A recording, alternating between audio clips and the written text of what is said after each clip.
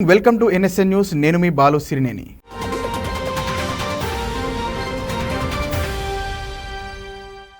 విద్యా సంవత్సరం ప్రారంభమైతే చాలు విద్యార్థులను తమ పాఠశాలలో చేర్పించాలంటూ ప్రభుత్వ ప్రైవేట్ పాఠశాలల ఉపాధ్యాయులు ఇంటి చుట్టూ తిరుగుతారు.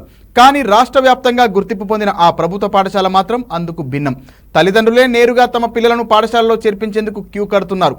ఇంతకీ ఆ పాఠశాల ఎక్కడుంది? ఆ పాఠశాలలో పెద్ద మొత్తంలో విద్యార్థులను చేర్చడానికి ఆ పాఠశాలకున్న ప్రత్యేకత తెలుసుకోవాలంటే ఎన్ఎస్ఎన్ న్యూస్ అందిస్తున్న ఈ స్టోరీ చూడాల్సిందే. ఇప్పటి వరకు మనం చెప్పుకున్న ఈ పాఠశాల మాజీ మంత్రి ఎమ్మెల్యే హరీష్ రావు ప్రాతినిధ్యం వహిస్తున్న నియోజకవర్గమైన సిద్దిపేటలో ఉంది. కార్పొరేట్ను తలదన్నేలా విశిష్టతను చాటుకుంటున్న జిల్లా పరిషత్ ప్రభుత్వ ఉన్నత పాఠశాల సిద్దిపేట జిల్లా కేంద్రంలోని ఇందిరానగర్లో ఉంది. ఈ పాఠశాలకున్న గుర్తింపుతో ఇప్పటికే 1208 మంది విద్యార్థులు విద్యనభ్యసిస్తున్నారు.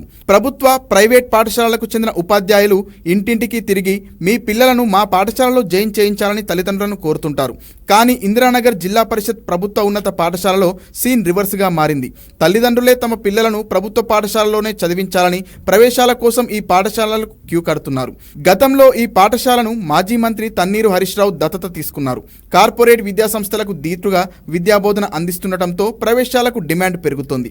రాష్ట్రంలోనే 3వ అతిపెద్ద ప్రభుత్వ పాఠశాలగా గుర్తింపు వచ్చింది.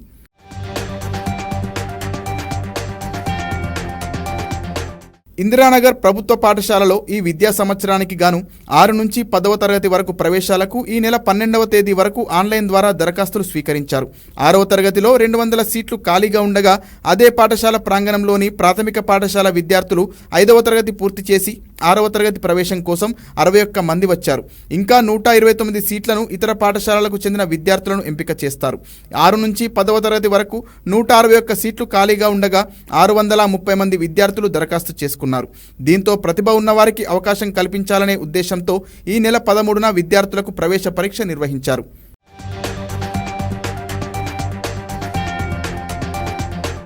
రాష్ట్రంలో 3వ అతిపెద్ద పాఠశాలగా గుర్తింపు పొందిన ఇందిరానగర్ జిల్లా పరిషత్ ప్రభుత్వ ఉన్నత పాఠశాలను హైదరాబాద్కు చెందిన ఇఫ్లూ యూనివర్సిటీ దత్తత తీసుకుంది. 9వ తరగతి విద్యార్థులకు స్పానిష్, ఫ్రెంచ్, స్పోకెన్ ఇంగ్లీష్ నేర్పిస్తున్నారు. 150 మంది విద్యార్థులకు వివిధ భాషలు నేర్పించారు. ఈ ఏడాది మరో 150 మందికి నేర్పించేందుకు ప్రణాళికలు రూపొందించారు. ప్రతి గురు శుక్రవారాల్లో ఆన్లైన్లో బోధిస్తుండగా తరగతి గదిలో శనివారం ప్రొఫెసర్లు నేరుగా వచ్చి బోధిస్తున్నారు. విద్యార్థులు ధారాళంగా స్పానిష్, ఫ్రెంచ్ భాషల్లో మాట్లాడుతున్నారు. డ్రామా, స్కిట్లు, సాంగ్స్ కూడా పాడుతున్నారు. అంతేకాకుండా రోబోటిక్స్ విద్యను హైదరాబాద్కు చెందిన సోహం అకాడమిక్ హ్యూమన్ ఎక్సలెన్స్ అనే స్వచ్ఛంద సంస్థ అందిస్తోంది. 3 సంవత్సరాలుగా ప్రతి ఏడాది 100 మంది విద్యార్థులకు నేర్పిస్తుండగా వారంలో 2 రోజులు క్లాసులు నిర్వహిస్తున్నారు. ఈ ఏడాది కొత్తగా ఎన్సీసీ ప్రవేశపెట్టగా కరీంనగర్కు చెందిన 9వ బెటాలియన్ ఆధ్వర్యంలో శిక్షణ ఇవ్వనున్నారు. 8వ తరగతి నుంచి 50 మంది విద్యార్థులను ఎంపిక చేస్తారు. 2023-2024 విద్యా సంవత్సరంలో 231 మంది 10వ తరగతి పరీక్షలు రాయగా 229 మంది ఉత్తీర్ణులయ్యారు. ఇటీవల విడుదలైన పాలిసెట్లో 1000 లోపు 5 విద్యార్థులు ర్యాంకు సాధించారు.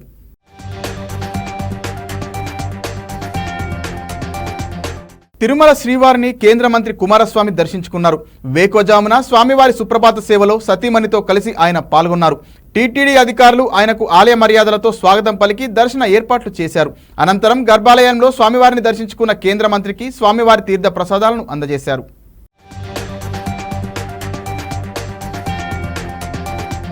Prime Minister Narendra Modi ji has given me the big departments. I want Lord Venkateshwara's blessing to succeed in my work as a minister in central government.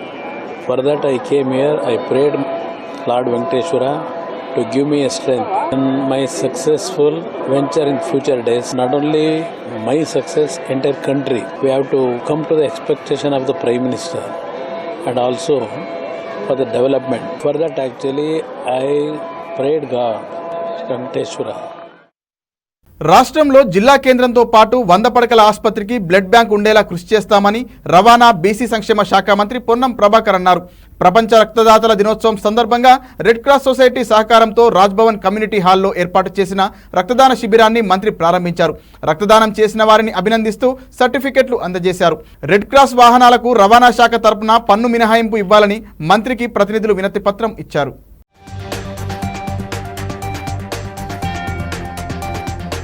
Destination weddings కు తెలంగాణ అనువైన ప్రాంతమని పర్యాటక సాంస్కృతిక శాఖల మంత్రి జూపల్లి కృష్ణారావు అన్నారు. Telangana chamber of events industry, Telangana tourism సంయుక్త ఆధ్వర్యంలో హైదరాబాద్ మాదాపూర్లో ఏర్పాటు చేసిన south Indian wedding planners Congress సమావేశానికి ఆయన హాజరయ్యారు. రాష్ట్రంలో ఎన్నో పర్యాటక ప్రదేశాలున్నాయని, ప్రపంచ స్థాయి పర్యాటకులను మరింత ఆకర్షించేలా విధానాలు రూపొందిస్తున్నామని తెలిపారు. ఈవెంట్ ఆర్గనైజర్లు చేసిన అలంకరణలు, సాంస్కృతిక కార్యక్రమాలు అందరినీ ఆకట్టుకున్నాయి.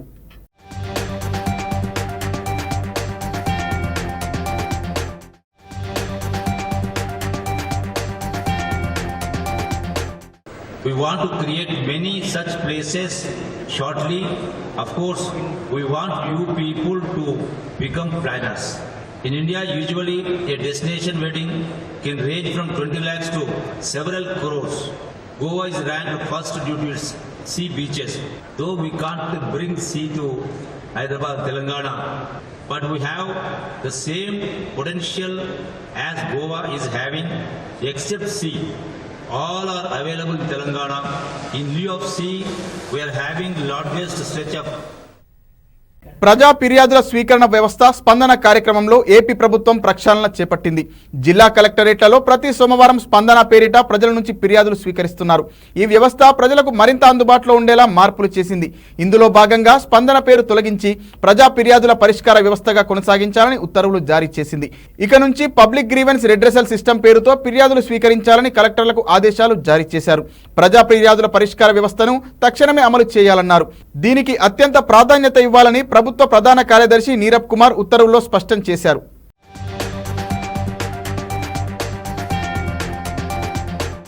మంత్రివర్గంలో సహచర మంత్రులతో కలిసి పనిచేయడం తాను అదృష్టంగా భావిస్తున్నానని ఏపీ ఉప ముఖ్యమంత్రి పవన్ కళ్యాణ్ అన్నారు. సమాజంలోని అన్ని వర్గాల పురోగతి, శ్రేయస్సు, సమ్మిళిత అభివృద్ధియే ఎన్డీఏ నాయకత్వంలో సాధించడానికి సమిష్టిగా కృషి చేస్తామని ఉప ముఖ్యమంత్రి స్పష్టం చేశారు. శక్తివంతమైన సంపన్న ఆంధ్రప్రదేశ్ను సాకారం చేయడంలో మీతో కలిసి వెళ్లడానికి ఎదురు చూస్తున్నా అని పవన్ కళ్యాణ్ తెలిపారు. మంత్రివర్గ జాబితాను ముఖ్యమంత్రి చంద్రబాబు ఎక్స్లో పోస్ట్ చేస్తూ ఉప ముఖ్యమంత్రి పవన్ కు అభినందనలు తెలిపారు. దీనికి పవన్ స్పందిస్తూ చంద్రబాబును ఉద్దేశించి రీట్వీట్ చేశారు.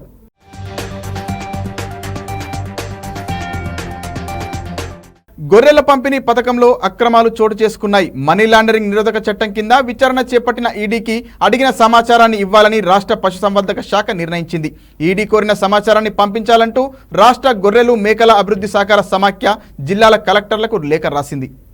రాష్ట్రంలో గొర్రెల పంపిణీ పథకంలో అధికారులు అవినీతికి పాల్పడ్డారన్న ఆరోపణలు వెల్లువెత్తాయి. ఈ క్రమంలోనే మనీ లాండరింగ్ నిరోధక చట్టం కింద ఈడీ విచారణ చేపట్టింది. ఈడీ అడిగిన సమాచారాన్ని ఇచ్చేందుకు రాష్ట్ర పశుసంవర్ధక శాఖ సిద్ధమైంది. ఈడీకి సమాచారం సమర్పించాలని నిర్ణయించిన నేపథ్యంలో అందుకు సంబంధించిన సమాచారాన్ని పంపాలని గొర్రెలు మేకల అభివృద్ధి సహకార సమాఖ్య అన్ని జిల్లాల కలెక్టర్లకు లేఖ రాసింది. ఈ పరిణామాల దృష్ట్యా పశుసంవర్ధక శాఖ ముఖ్య కార్యదర్శి, ఇన్ఛార్జి సంచాలకుడు సభ్యసజ్ ఘోష్ని సచివాలయంలో సమాఖ్య ఇన్ఛార్జి ఎండి సుబ్బారాయుడు కలిశారు. ఈడీ కోరిన వివరాలు రాష్ట్ర కార్యాలయంలో అందుబాటులో లేవని, జిల్లా కలెక్టర్ల వద్ద ఉన్నాయని ముఖ్య కార్యదర్శికి ఎండీ తెలిపారు.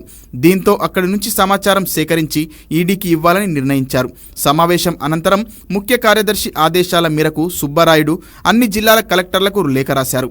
2017 నుంచి 2024 వరకు పథకానికి సంబంధించి పథకంలో జరిగిన అవినీతిపై అంతర్గత నివేదికలతో కూడిన సమాచారం పంపాలని సూచించారు.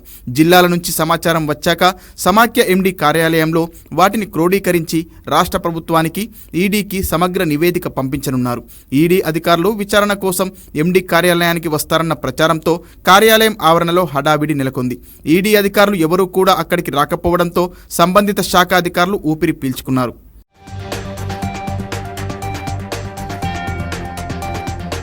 లోక్సభ ఎన్నికల నియమావళి అమల్లో ఉండటంతో రాష్ట్రంలో పలు శాఖల అధికారులు బదిలీలు నిలిచిపోయాయి. ఐఏఎస్, ఐపీఎస్లను బదిలీ చేసేందుకు ప్రభుత్వం రంగం సిద్ధం చేసింది. వారం రోజుల్లో జిల్లా కలెక్టర్ల నుంచి సీనియర్ ఐఏఎస్ల వరకు స్థానచలనాలు జరగనుండగా పోలీస్ శాఖలోనూ ఐపీఎస్ల బదిలీలకు ప్రభుత్వం సన్నాహాలు చేపట్టింది. కొత్తగా ఏర్పడిన ప్రభుత్వం తాత్కాలిక బదిలీలు జరిపింది. గత ప్రభుత్వ హయాంలో పలు స్థానాల్లో పనిచేసిన అధికారుల స్థానాలను సర్కార్ మార్చింది. బదిలీలకు అడ్డుగా మారిన లోక్సభ ఎన్నికల ప్రవర్తన నియమావళిని తొలగిపోవడంతో ప్రభుత్వం పాలనాపరమైన ప్రక్షాళనలో భాగంగా పెద్ద ఎత్తున మార్పులు చేసేందుకు సన్నద్ధమైంది. ఐఏఎస్, ఐపీఎస్లకు సంబంధించి కీలక స్థానాల్లో దీర్ఘకాలికంగా ఉన్న వారిని మార్చే అవకాశం ఉంది. పనితీరు ప్రతిపాదికన పలువురిపై బదిలీ వేటు పడనున్నట్టు సమాచారం. మరోవైపు అన్ని ప్రభుత్వ శాఖల్లోనూ ప్రక్షాళనకు రాష్ట్ర ప్రభుత్వం ఆదేశించింది. ఎన్నికలకు ముందు బదిలీ అయిన వారిని పాత ప్రాంతాలకు బదిలీ చేయడంతో పాటు శాఖాపరంగా పనితీరు ఆధారంగా మార్పులు చేపట్టాలని నిర్దేశించింది. రాష్ట్ర సచివాలయంలో పనిచేస్తున్న 6 సహాయ కార్యదర్శులకు ఉప కార్యదర్శులుగా పదోన్నతులు కల్పిస్తూ ప్రభుత్వ ప్రధాన కార్యదర్శి శాంతికుమారి ఉత్తర్వులు జారీ చేశారు. పదోన్నతి పొందిన ఉద్యోగులను ప్రభుత్వం పురపాలక, విద్య, గిరిజన సంక్షేమం, రోడ్లు, భవనాలు, స్త్రీ శిశు సంక్షేమ శాఖల్లో నియమించింది.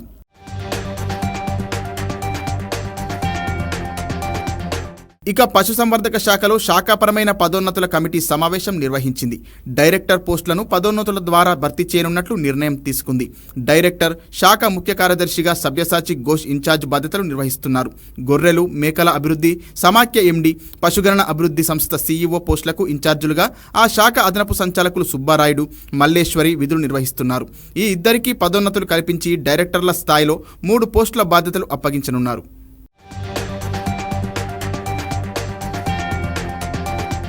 గత 5 ఏళ్లు ప్రతిపక్షంలో ఉండి సేవా కార్యక్రమాలతో మంగళగిరి ప్రజల మనసు గెలుచుకున్న లోకేష్ మంత్రి అయ్యాక సరికొత్త ఒరవడికి శ్రీకారం చుట్టారు. నియోజకవర్గ ప్రజలు ఎదుర్కొంటున్న సమస్యలను నేరుగా తెలుసుకునేందుకు ప్రజా దర్బార్ నిర్వహించారు. ఈ ఉదయం 8 గంటల నుంచి ఉండవల్లిలోని తన నివాసంలో స్థానిక ప్రజలను కలుసుకుని వారి సమస్యలు తెలుసుకున్నారు. నియోజకవర్గ ప్రజలు తన దృష్టికి తెచ్చే సమస్యల పరిష్కారానికి వీలుగా ప్రత్యేక యంత్రాంగాన్ని ఏర్పాటు చేశారు. ఎప్పటికప్పుడు వాటిని పరిష్కరించేందుకు యాక్షన్ ప్లాన్ సిద్ధం చేయాలని అధికారులను ఆదేశించారు. నియోజకవర్గంలో అందుబాటులో ఉన్న రోజుల్లో ప్రజలతో కలుస్తానని లోకేష్ స్పష్టం చేశారు. వీలైనంత త్వరగా సమస్యల పరిష్కారం కోసం కృషి చేస్తానని ఆయన ప్రకటించారు.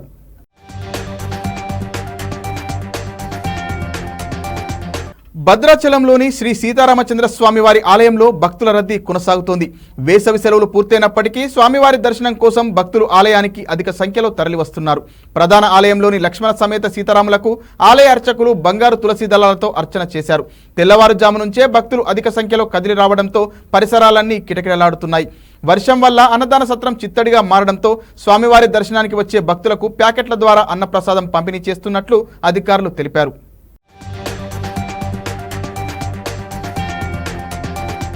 ఆకాశాన్ని అందుకున్న పప్పుల ధరలు తగ్గనున్నాయి. సామాన్యునికి చుక్కలు చూపించిన కంది, శనగ, మినపపప్పుల ధరలు దిగుమతుల పెరుగుదలతో తగ్గుముఖం పట్టనున్నాయి.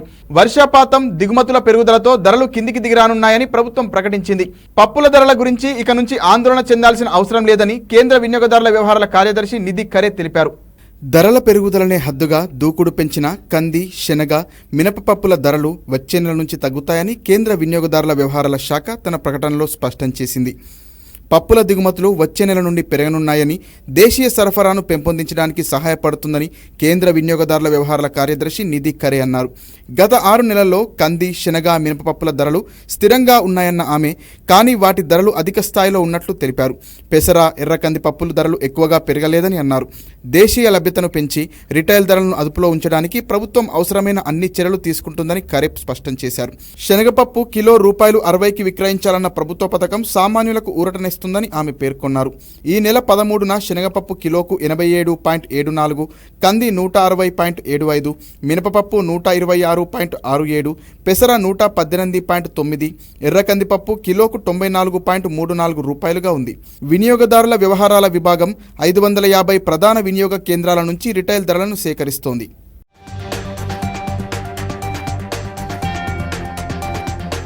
గత ఆర్థిక సంవత్సరంలో భారతదేశం దాదాపు 8 లక్షల టన్నుల పచ్చిమిర్చి, 6 లక్షల టన్నుల మినపప్పు దిగుమతి చేసుకుంది. మయన్మార్, ఆఫ్రికన్ దేశాలు భారతదేశానికి ప్రధాన ఎగుమతిదారులు. అక్రమ నిల్వలు లేకుండా చర్యలు తీసుకుంటున్నామని నిధి చెప్పారు.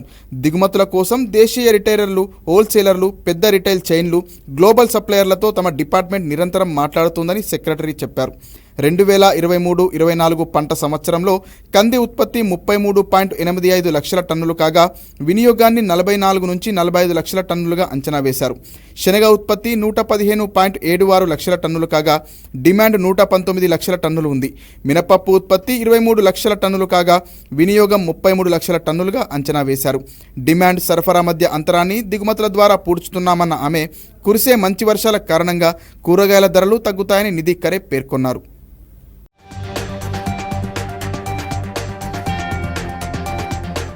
రాష్ట్రంలో బడిగంట మోగడంతో రాష్ట్రంలోని పాఠశాలలు విద్యార్థులతో కిటకిటలాడుతున్నాయి. విద్యార్థులను తమ స్వగ్రామాల నుంచి పాఠశాలలకు చేర్చేందుకు ఫిట్నెస్ లేని బస్సులను ప్రైవేట్ పాఠశాలలు నడుపుతున్నాయి. ఫిట్నెస్ లేని ప్రైవేట్ స్కూల్ బస్సుల్లో వరుసగా తనిఖీలు చేస్తూ ఆర్టీఏ అధికారులు కొరడా జొలిపిస్తున్నారు. ఫిట్నెస్ లేకుండా నిర్లక్ష్యం వహిస్తున్న ప్రైవేట్ పాఠశాలలపై చర్యలు తీసుకునేందుకు ఆర్టీఏ అధికారులు రంగం సిద్ధం చేసుకున్నారు. 2024-2025 విద్యా సంవత్సరానికి గాను రాష్ట్ర వ్యాప్తంగా ఉన్న ప్రభుత్వ ప్రైవేటు పాఠశాలలు జూన్ 12న తెరుచుకున్నాయి.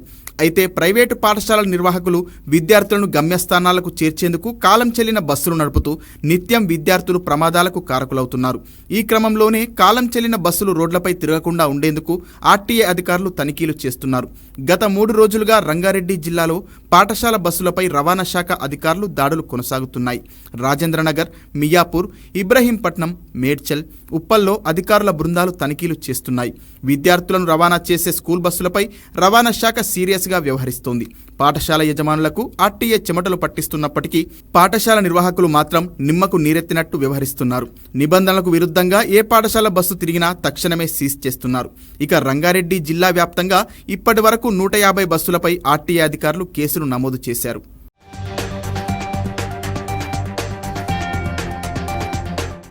విచారణ కోసం స్టేషన్కు రావాలని పోలీసులు పిలవడం వల్లే తన భర్త ఆత్మహత్యకు పాల్పడ్డాడని ఓ మహిళ ఆరోపించారు. నారాయణపేట జిల్లా నర్వా మండలంలో ప్రభుత్వ జూనియర్ కళాశాల భవన నిర్మాణం చేపట్టేందుకు గురువారం రోజు ముక్తల్ ఎమ్మెల్యే స్థలాన్ని పరిశీలించేందుకు వెళ్లారు. అక్కడ పక్క పొలంలో ఉన్న శేఖర్ రెడ్డి అనే వ్యక్తి ఎమ్మెల్యే దగ్గరకు వెళ్లి భవన నిర్మాణం చేపడితే తన పొలంలోకి నీళ్లు వస్తాయని సమస్య చెప్పుకున్నాడు.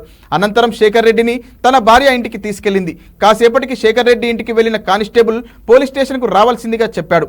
దీంతో భయాందోళనకు గురైన శేఖర్ రెడ్డి పురుగుల మందు తాగాడు. ఆసుపత్రికి తరలించగా చికిత్స పొందుతూ మృతి చెందాడు. అసలు కానిస్టేబుల్ శేఖర్ రెడ్డిని ఎందుకు స్టేషన్కు రమ్మని పిలిచాడనేది తెలియాల్సి ఉంది.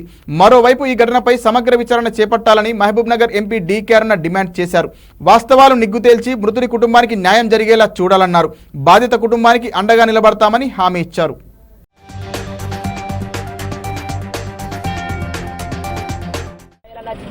ఇప్పుడు నన్ను కొడతారు కానీ మళ్ళీ పొద్దునకు వస్తాను కానిస్టేబుల్ చెప్పి తోలిండు మా పైన పోయి పని చేసుకున్నారు. బెదురుకున్నాడు ఇంతవరకే ఇగ్ర మస్తు కొట్టి ములా పట్టించిండు అన్ని. మళ్ళీ ఇప్పుడు కూడా అదే పనే చేశాడు కానీ నేను అప్పుడంటే నాకు ఆ ఊళ్ళ ఖాళీల కాలం తీసుకొచ్చుకున్నాను. ఇప్పుడు నేను ఎవరి కాలం మీద పడుతున్నాను అనుకున్నాడు. బెదురుకొని పని చేసిండు చూడు. మళ్ళీ కానిస్టేబుల్ ఇంటికి వచ్చినాక ఈ పని చేసుకున్నాడు. ఇంటికి రాకుండా ఉంటే కూడా ఈ పని చేసుకున్నాకుండే నేను శనకాంటి వచ్చి ఇంట్లో కాలు పెట్టిన నా ముఖం చూసిండు. అయినా పోయిండు. హోటల్లో ఛాయగా తాగొస్తాడేమనుకున్నా నేను. పోయి మందు తాగేది నాకు తెలియదు.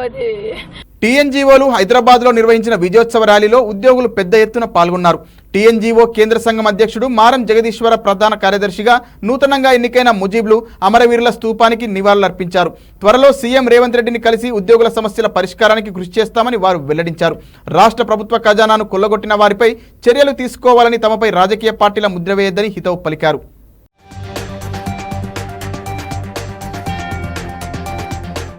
తెలంగాణ ఉద్యమంలో 3 తరాల ఉద్యమం నడిపిన ఏకైక సంఘం టీఎన్జీఓ సంఘం. మరి ఇలా పెండింగ్ డిఎస్ అయితేంది, పిఆర్ఎస్ అయితేంది, సిపిఎస్ రద్దు అయితేంది, ఇవన్నీ చాలా సమస్యలు ఇలా ముందున్నాయి.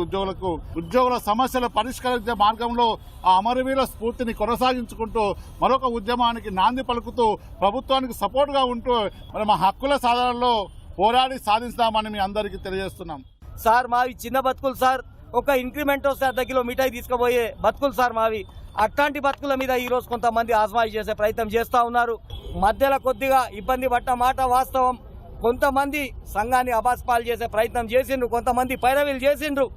ఈ ఉద్యోగుల సాక్షిగా మేము చెప్తా ఉన్నాం, ఉద్యోగుల ఆలోచన మేరకే పనిచేస్తాం. 317 జియోని ఖచ్చితంగా రాష్ట్ర ప్రభుత్వంతో విజ్ఞప్తి చేసి సబ్ కమిటీ వేయించుకున్నాం. ఆ సబ్ కమిటీ ద్వారా ఉద్యోగులకు న్యాయం చేసే ప్రయత్నం చేస్తాం.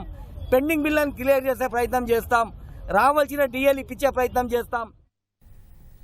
మెడికల్ కోర్సుల్లో ప్రవేశాల కోసం నిర్వహించిన నీట్ యూజీ పరీక్షలో జరిగిన అవకతవకలపై దేశ అత్యున్నత న్యాయస్థానం సుప్రీంకోర్టులో పిటిషన్లు దాఖలయ్యాయి. సిబిఐ దర్యాప్తును కోరుతూ దాఖలైన పిటిషన్లపై 2 వారాల్లోగా సమాధానం ఇవ్వాలంటూ ఎన్డీఏని సుప్రీంకోర్టు ఆదేశించింది. జడ్జీలు జస్టిస్ విక్రమ్నాథ్, జస్టిస్ సందీప్ మెహతాతో కూడిన వెకేషన్ బెంచ్ ఎన్డీఏకు నోటీసులు జారీ చేసింది. నీట్ పరీక్షలో జరిగిన అవకతవకలపై సీబీఐ దర్యాప్తును కోరుతూ దాఖలైన పిటిషన్పై 2 వారాల్లో సమాధానం ఇవ్వాలని సుప్రీంకోర్టు ఎన్డీఏను ఆదేశించింది. సుప్రీంకోర్టులో దాఖలైన మొత్తం 7 writ పిటిషన్లను justice Vikram Nath, justice Sandeep మెహతాతో కూడిన వెకేషన్ బెంచ్ విచారించింది. నీట్ కేసుకు సంబంధించి సీబీఐ దర్యాప్తు విషయంలో ఎన్డీఏ రిప్లై ఇచ్చాక ఉత్తర్వులు జారీ చేస్తామని పిటిషనర్లకు స్పష్టం చేసింది. నీట్ ఎగ్జామ్లో అవకతవకలపై సీబీఐ దర్యాప్తు విషయంలో తదుపరి విచారణలోగా తమ అభిప్రాయం తెలపాలంటూ కేంద్రం బీహార్ ప్రభుత్వానికి సీబీఐకి నోటీసులు జారీ చేసింది. ఈ కేసులో తదుపరి విచారణను జూలై 8కి వాయిదా వేసింది. అలాగే రాజస్థాన్లోని కోచింగ్ సెంటర్ల హబ్ అయిన కోటా సిటీలో జరిగిన స్టూడెంట్ల ఆత్మహత్యలకు నీట్ యూజీ 2024కు సంబంధం లేదని బెంచ్ తేల్చి చెప్పింది. నీట్ యూజీ కౌన్సిలింగ్పై స్టే ఇచ్చేందుకు మరోసారి నిరాకరించింది. నీట్లో అక్రమాల కారణంగా స్టూడెంట్లు ఆత్మహత్యలకు పాల్పడుతున్నారన్న వాదనలను తోసిపుచ్చింది. ఈ కేసులో అవసరమైన భావోద్వేగపూరిత వాదనలు వద్దని పిటిషనర్లకు హితవు పలికింది. 24 లక్షల మంది స్టూడెంట్ల భవిష్యత్తుతో ముడిపడి ఉన్న విషయమని, వెంటనే వారికి రిలీఫ్ కలిగేలా ఉత్తర్వులు ఇవ్వాలని వెకేషన్ బెంచ్ను పిటిషనర్ల తరపు న్యాయవాది కోరారు. దీనిపై జస్టిస్ విక్రమ్నాథ్ స్పందిస్తూ ఉత్తర్వులు ఇచ్చే ముందు ఎన్డీఏ వివరణను పరిశీలించాల్సిన అవసరం ఉందన్నారు. నీట్ యూజీ ఎగ్జామ్ను మళ్లీ నిర్వహించాలంటూ పలు రాష్ట్రాల్లోని హైకోర్టులో దాఖలైన పిటిషన్లను సుప్రీంకోర్టు బదిలీ చేయాలన్న ఎన్డీఏ వినతిని కూడా సుప్రీం బెంచ్ పరిశీలించింది.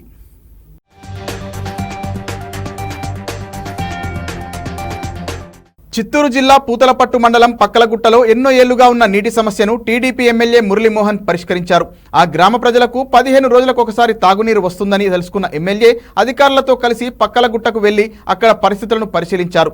ఎంపీడీఓ, పంచాయతీ అధికారులతో చర్చించిన ఆయన తక్షణమే నీటి సమస్యను పరిష్కరించాలని సూచించారు. మోటార్ బోర్లు మరమ్మతులు చేసే వరకు ట్యాంకర్ల ద్వారా నీటిని సరఫరా చేస్తామని ఎమ్మెల్యే హామీ ఇచ్చారు.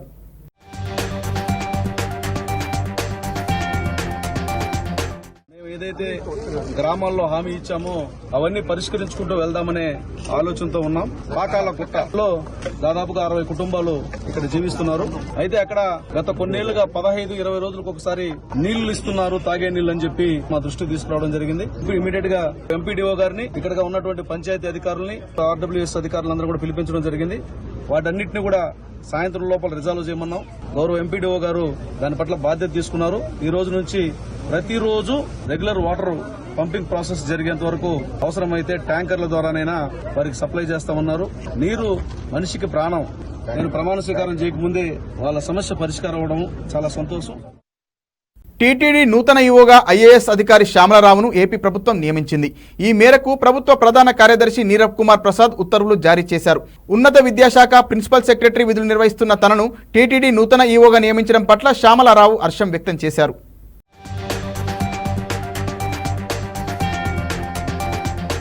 ప్రజాపాలన అందిస్తున్న సీఎం చంద్రబాబును వైసీపీ అధినేత జగన్ అడ్డుకోవాలని చూడడం దారుణమని మాజీ మంత్రి వీరభద్రరావు అన్నారు. ల్యాండ్ టైటిలింగ్ యాక్ట్ రద్దు కాకుండా ఉండేందుకు కుట్రలు చేస్తున్నారని ఆరోపించారు. 5 ఏళ్లుగా అరాచకాలు చేసిన జగన్ ఇప్పుడైనా ప్రజాపాలనకు మద్దతు ఇవ్వాలని వీరభద్రరావు కోరారు.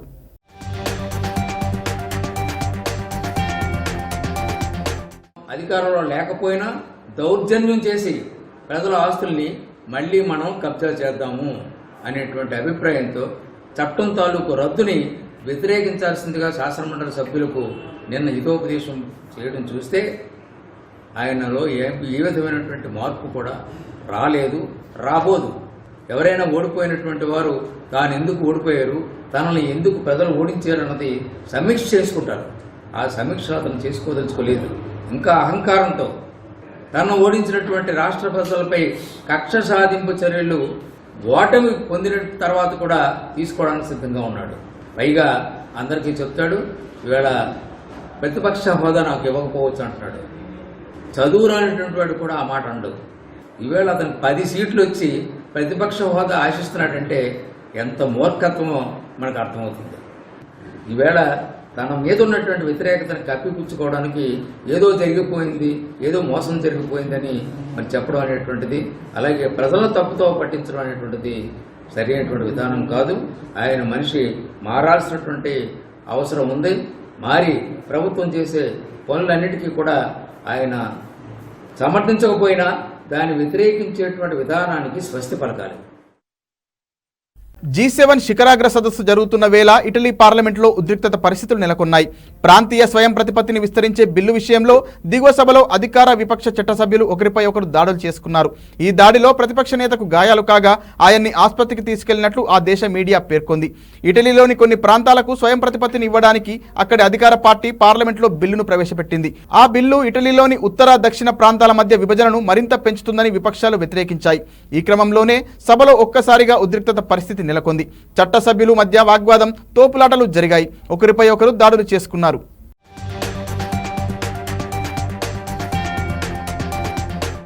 మరిన్ని వార్తలతో మళ్ళీ కలుద్దాం. నమస్కారం.